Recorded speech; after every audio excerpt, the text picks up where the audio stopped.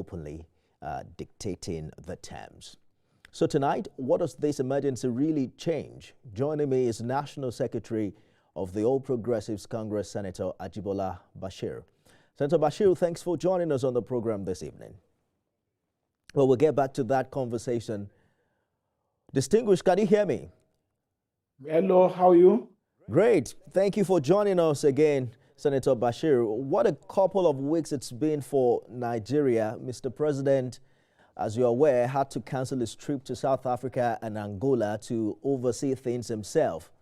The rate of attacks, as we've seen it, is reminiscent of the situation in 2014. How is the APC reading and reacting to this development?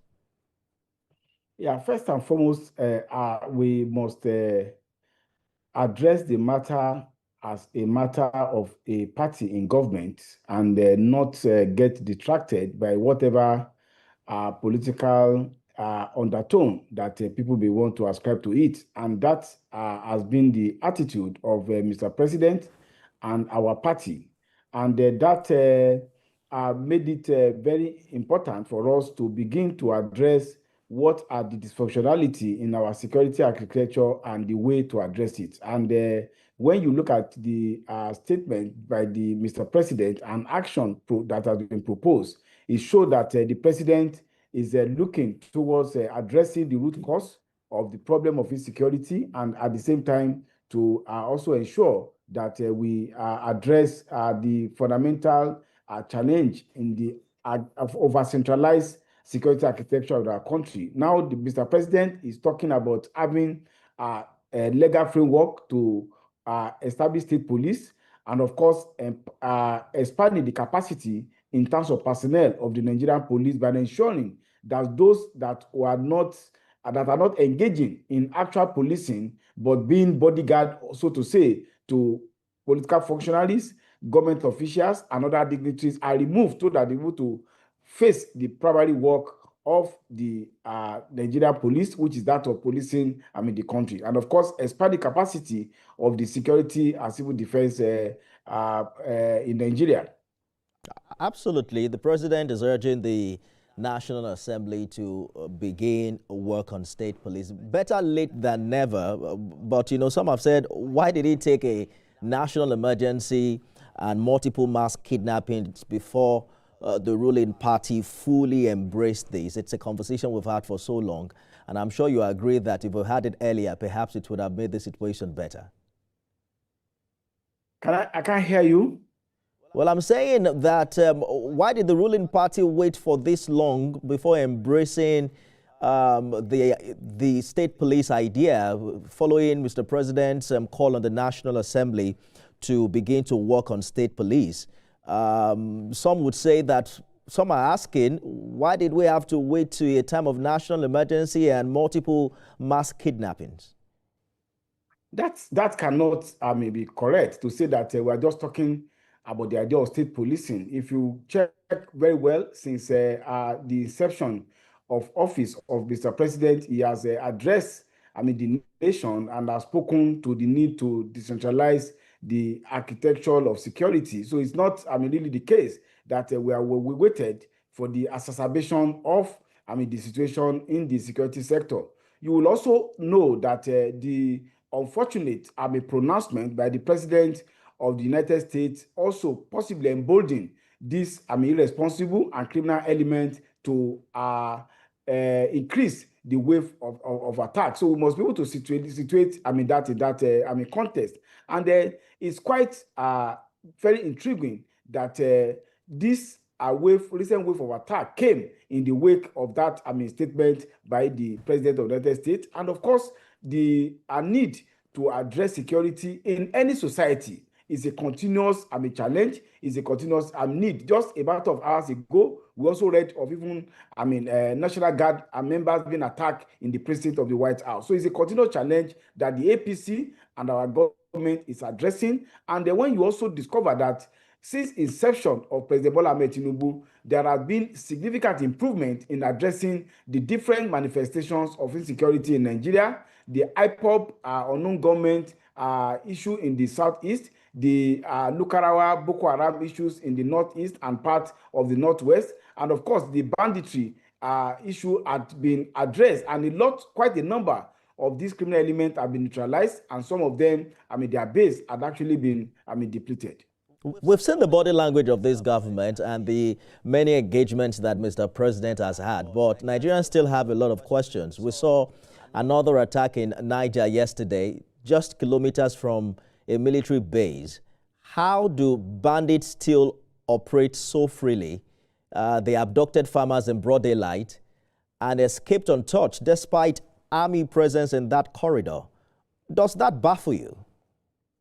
The corridor you mentioned, Nifemi, if you talk about kilometers is not even in terms of meters. I think we must be able to get the fact that even when you look at the way Mr. President has addressed the issue, when you are dealing with conventional attack and conventional warfare, it's quite different when you are dealing with criminal element engaging in act of banditry. They always look for soft targets.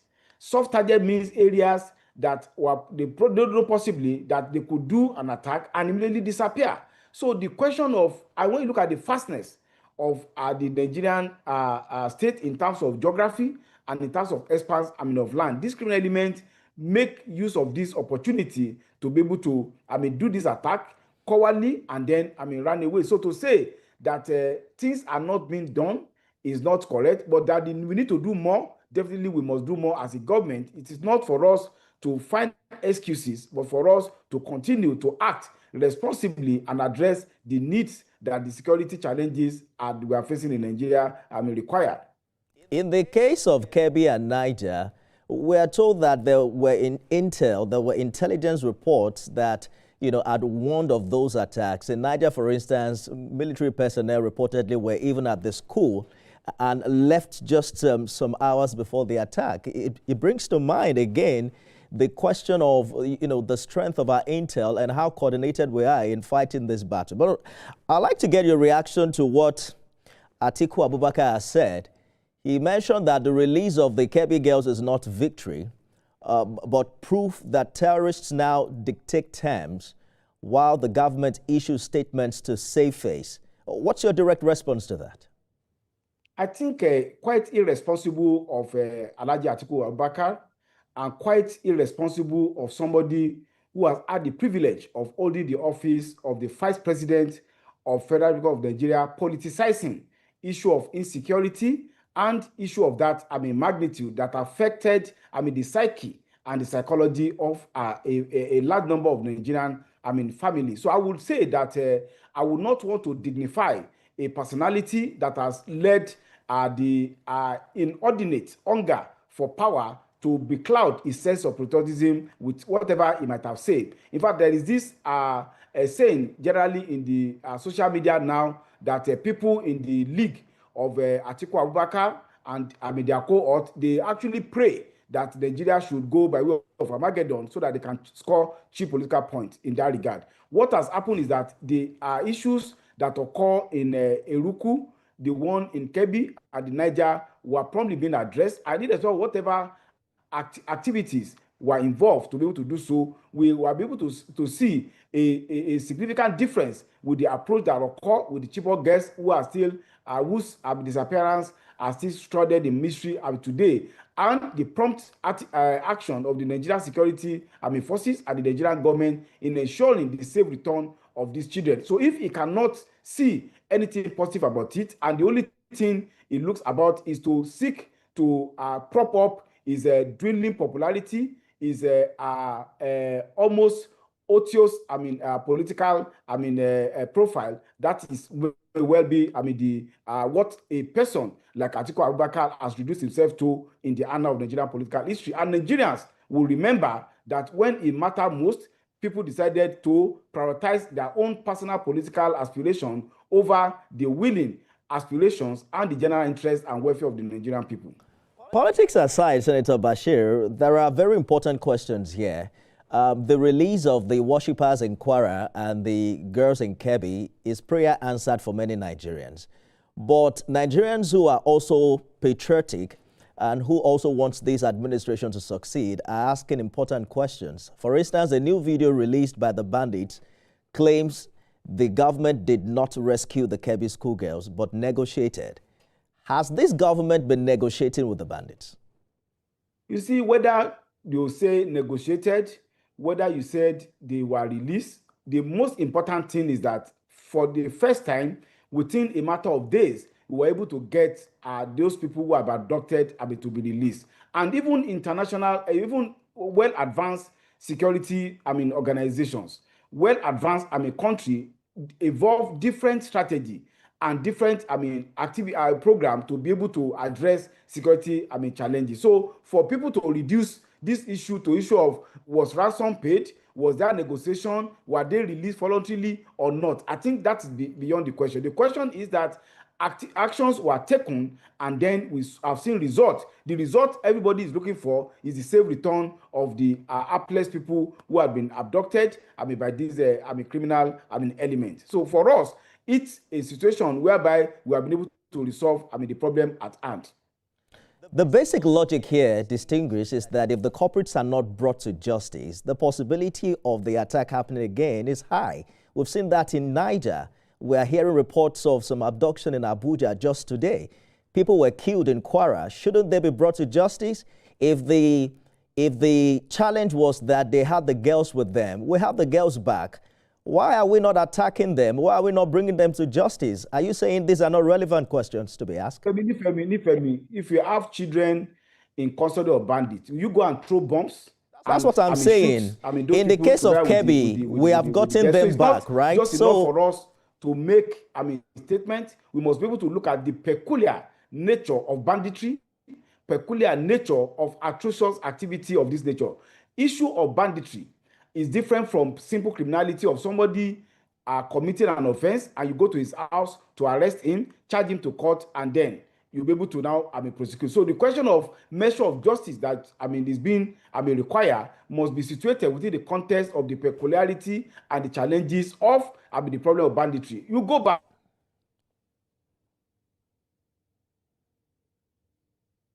Go and read about their history. How have they been able to use the conventional method of justice system to be able to tackle the menace of the Irish Republican Army in the United Kingdom? Similarly, some other criminal bandits attacking state organizations in a non-conventional manner, how to address in those peculiar manner. The earlier we see this and then begin to address it in those manner, then we'll be able to have solution to the problem we have at hand. Banditry, insurgency are peculiar act of criminality that require better tactics and way to address it rather than conventional thinking of justice. How do you begin to say you want to go and sweep on people who are holding hapless children on hostage in order to be able to prove a point that you are not weak or that you want to show bravado? We must act in a way that ensures the safety and safe return of our people. And I understand the non-conventional narrative, right? But in the case of Kebbi, the girls have been released. Then there's nothing stopping us to attack, because if the narrative is that security operatives made that happen, it means that they probably know where they are. So if the girls are no longer there, there is nothing holding us back to attacking them. If people were killed in a church, they should be brought to justice. It's difficult to see the sustainability of this operation without culprits being brought to justice. And I need you to show me how it's been done in other crimes. For instance, just a minute,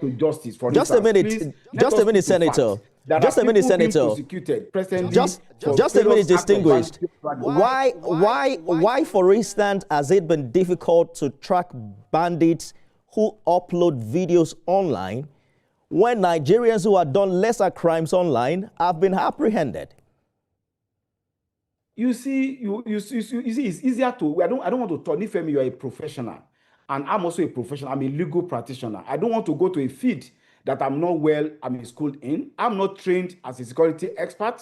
I'm not trained as somebody who is well equipped in surveillance and monitoring. So I will not go into that issue of how easy it is. And I also want not to second guess our Nigerian security agencies that they are not up and responsible that if it is that easy for them to track, trace, monitor, and arrest, they will not do so. But I wouldn't want to go into details of an area that I lack the requisite expertise and the professionalism.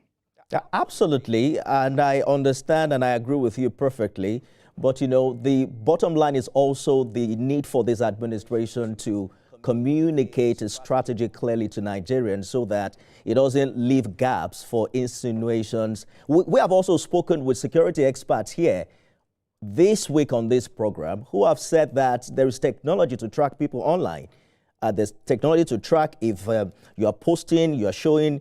Some of these bandits even have live feeds, taking comments from Nigerians online. And they said there's a way to go about, there's a technology to track them. Many Nigerians believe, for instance, that there is internal sabotage, leaks, informants, and collusion. And I just want to know if your party concedes that internal compromise is part of why these bandits keep succeeding. I wouldn't know, and I wouldn't want to comment on the profile of the so-called security experts.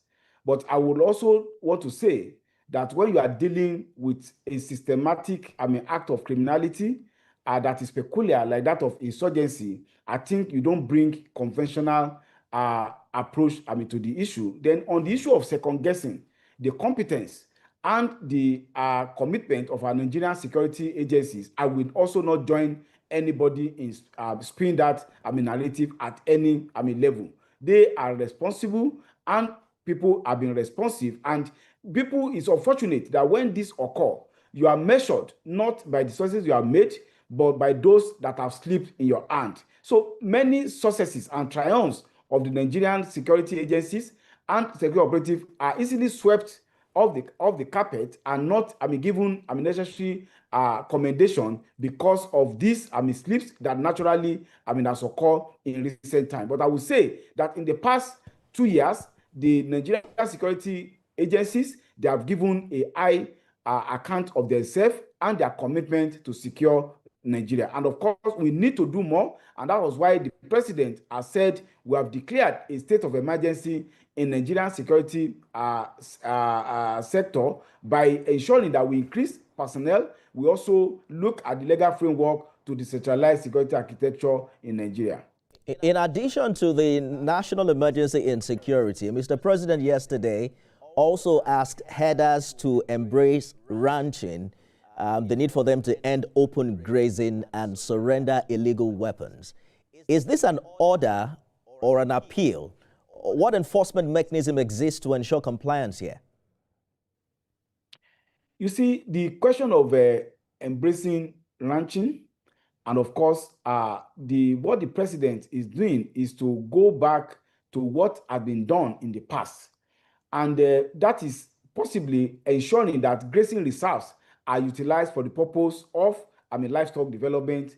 And that, of course, has necessitated the setting up of the Ministry of Livestock Development. There are different levels of engagement, which could be political, and then being able to tackle issue of criminal elements that are involved in this regard. But when you have a widespread practices that have spanned over decades, if not possibly centuries, tackling and addressing that issue is not somebody that you just do with as a matter of dealing with a military viat, or just what you have said, a directive. I think is a continuous engagement of the farmers, the others, and of course the different communities that are engaged in ensuring that we'll be able to do livestock development in the context of peace and not jeopardizing security of the people in the neighborhood. The president also, prior to that statement yesterday, ordered withdrawal of VIP police escorts. We've seen some reactions from the National Assembly. Do you think that APC politicians, including your key office holders, will fully comply with this order? It's not a question of whether they comply. The moment the police authority issues signal to those that are serving as so to say, bodyguards to politicians and the government officials, the relevant police personnel don't have any choice than to respond to that signal. So I want to encourage the IGP to immediately implement and ensure that necessary signals are sent to those security operatives so that they could be able to go back to their normal responsibility. And I think that directive of Mr. President has also given a fistart for development of private security business in Nigeria. So we want to also encourage Nigerians who have experience in VIP protection to utilize this opportunity to register companies ordered with the Ministry of Interior so that they can be able to utilize this atmosphere. And we want to also encourage our politicians and of course top VIPs, businessmen to engage the instrumentality of the superior police, which has always been part of the extant law, by which the Nigerian police can help you train your security personnel and have necessary expertise to be able to perform the role of bodyguard and private security. Distinguished, we have to go now. The president said Nigerians must not give in to fear, but fear is real. Just, I think it was yesterday or the day before that we got conflicting reports from the Federal Capital Territory Administration, whether to close schools or not to. And then we understand that someone was suspended in the mix. What is one concrete assurance you can give tonight that this emergency is not just another political declaration at a time where Nigerians are afraid to send their children to school? What assurance is this administration giving and your party wants to give Nigerians who fear for their life? I think in the past 2 years of President Bola Ahmed Tinubu administration, one thing has been made clear, and that is commitment to take decisions to benefit the generality of the Nigerian people and not shine away from taking responsibility to act in a way that will be able to advance the interests of the Nigerian people. Just as been done in other sectors, the Nigerian government under President Bola Ahmed Tinubu and our party, the APC, is committed to tackling the root causes and immediate causes of the insecurity in Nigeria and ensure that we live up to our responsibility of ensuring security and welfare of the Nigerian people, which is a responsibility given to us by the Nigerian Constitution. I want to assure Nigerian people that the party and the government of President Bola Tinubu were not resting on our horse in ensuring that all needed to be done in addressing the problem of insecurity in this country. Nigerians are counting on that. National Secretary of the All Progressives Congress, Senator Ajibola Basiru, when all of this calm down, we're going to invite you again and talk Osun politics. Perhaps you share with us why you've stepped down from that race. Distinguished. I have a responsibility to my party. All right. That's our show today. Thank you so much for coming. You can watch it again at midnight and at 6 a.m. tomorrow. I am Nifemi Oguntoye. See you again soon.